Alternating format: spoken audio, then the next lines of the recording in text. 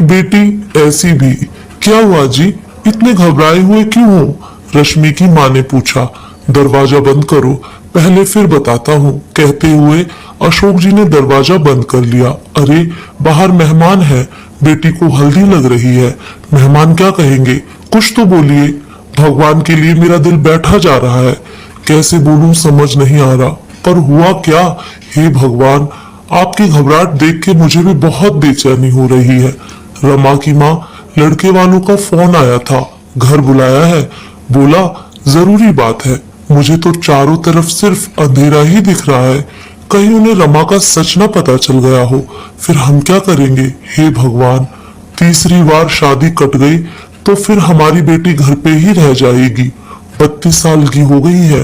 रमा समाज में किसी को मुंह दिखाने लायक नहीं रहेंगे, और रमा तो पहले से ही शादी के खिलाफ थी। हे प्रभु, अब बस बहुत हुआ। कब तक उस गलती की सजा हम लोगों को देगा? अब तो ये अंधेरा हमारे जीवन से हटा दे।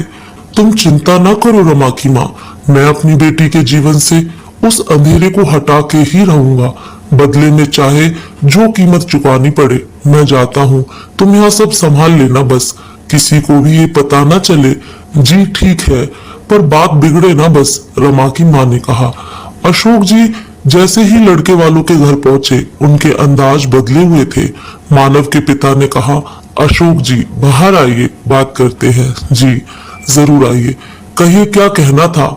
जी हमें रमा का सच पता चल गया है, और इसी की वजह से उसकी पहले भी 2 शादियां कट गई थी। क्यों, सही कहा ना मैंने? सर झुकाए हुए अशोक जी ने स्वीकृति में सर झुका लिया, हाथ जोड़ के खड़े हो गए। सिर्फ इतना बोल पाए, रमा निर्दोष है, और रो पड़े और बोले, अब हमारी इज्जत आपके हाथ में है सिंह साहब। रमा को हल्दी लग चुकी है, कल बारात आने का मेहमान और मानव का रमा इंतजार कर रही है।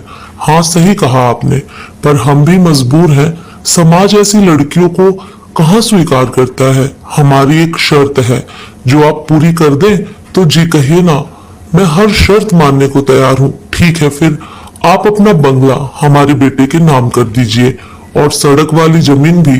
वैसे भी आपका बेटा तो कौन सा इस छोटे शहर में रहने वाला है, आगे चल के वो किसी और को बेच दे, इससे अच्छा कि आप हमारे नाम ही कर दीजिए।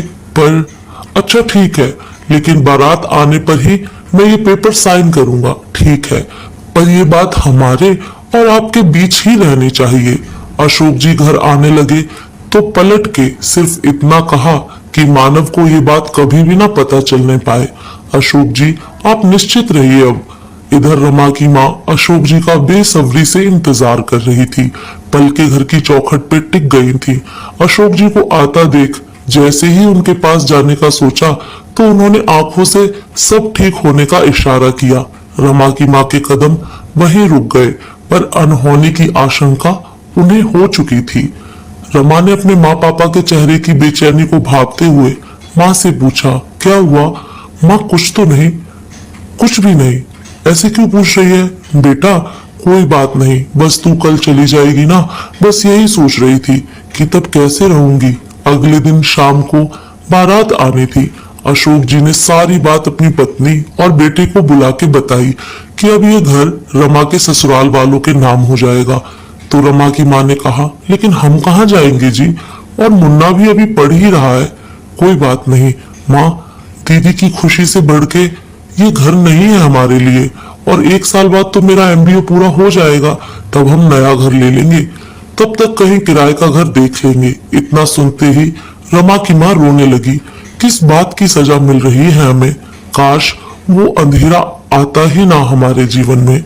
दरवाजे के बाहर रमा खड़ी सारी बातें सुन चुकी थी, अब सच्चाई उसके सामने थी।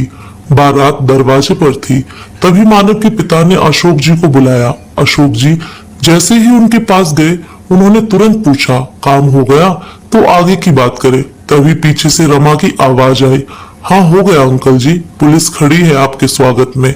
मानव के पिता का गुस्सा 7वें आसमान पे था। उन्होंने बोला, लड़की तुम्हारी इतनी हिम्मत कि हमारी बेइज्जती करो, चरित्रहीन कहीं की, इसलिए 2 बार तेरी शादी कटी। तुझसे कौन शादी करेगा जो पहले ही अपनी इज्जत गवा चुकी हो? वो तो तेरे बाप पे तरस खा के हम तैयार हो गए थे शादी के लिए। अगर तेरा सच यहाँ लोगों को पता हो जाए तो कोई तुझसे शादी नहीं करेगा, जीवन भर कुंवारी ही रह जाएगी, समझी? फिर तो बहुत अच्छी बात है। अगर कोई 12 साल की उम्र में मेरे साथ हुए जबरदस्ती को मेरे चरित्र से जोड़ के देखता है, अगर किसी महिला का बलात्कार होने से वो चरित्रहीन और अशुद्ध हो जाती है तो नहीं करनी मुझे शादी ऐसे इंसान से जिसकी सोच इतनी घटिया हो। और ये सच्चाई मैंने खुद बताई थी मानव को, ताकि वो किसी अंधकार में ना रहे। रिश्ते की शुरुआत सच से हो, पर मुझे नहीं पता था कि आप बाप बेटे सच जान के उसका ऐसा फायदा उठाएंगे। और हाँ, अब पुलिस को यह भी बता दीजिएगा कि मानव की पहली पत्नी 2 दिन में ही क्यों दुनिया छोड़ के चली गई थी। अशोक जी रमा की तरफ देखने लगे तो रमा ने कहा, पापा मैंने ही मानव को अपना सच बताया था और इन लोगों ने मानव की पहली शादी की बात हमसे छिपाई थी। पापा ये घर आपका था और आपका ही रहेगा। मां रो नहीं, तब मैं छोटी थी, मुझे चारों तरफ अंधेरा और हर कोई गलत ही दिख रहा था। जिसने जैसे बोला मैंने वही किया और गलत के लिए आवाज नहीं उठा पाई। पर अब नहीं, अब मैं गलत बर्दाश्त नहीं करूंगी। क्यों?